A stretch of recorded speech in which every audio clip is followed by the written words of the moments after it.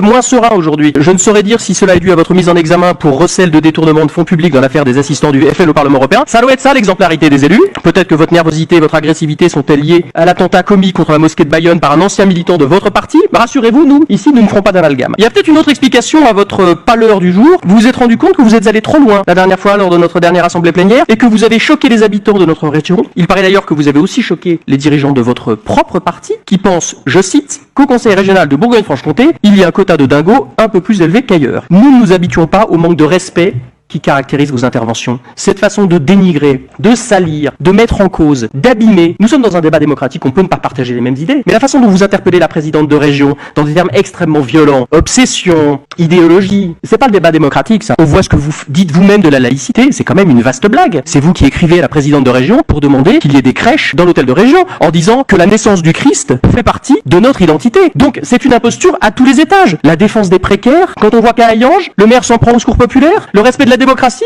quand vos propres amis interdisent des journalistes dans leurs conseils municipaux, il faut arrêter de prendre les gens pour des jambons. Vous déroulez votre propos de manière insupportable, vous êtes les cadors des plateaux télévisés, les cadors des tribunes, mais sur le terrain, vous êtes des nains, parce que tous ceux que vous prétendez défendre, ils vous voient quand? Est-ce que vous étiez à Cône quand la clinique va mal? Est-ce que vous êtes allé voir les salariés d'Altifort? On vous croise parfois dans les cours de ferme? Donc vous êtes fort ici, là, devant le micro, devant les caméras, pour faire des posts Facebook, pour faire peur à tout le monde, pour attiser l'incendie, pour inquiéter toujours et encore. Mais quand il s'agit de proposer des solutions, puisque vous êtes l'alternative, il y a quoi? Il y a rien, monsieur Odoul. Parce que vous vous nourrissez de la misère, vous instrumentalisez des gens, vous ne vous occupez pas d'eux, vous faites votre business politique, votre goût immodéré pour les unes de journaux, votre passage par le Parti Socialiste, par l'UDI, et maintenant le Rassemblement National, ça donne du crédit à un engagement, ça? C'est être en haut de l'affiche, en disant n'importe quoi, sur n'importe quel ton, en choquant, en proférant des contre-vérités insupportables, même dans les chiffres, vous êtes mauvais. Mensonge, agression, irrespect, ça fait pas une alternative, ça. On en a eu l'exemple la dernière fois avec la laïcité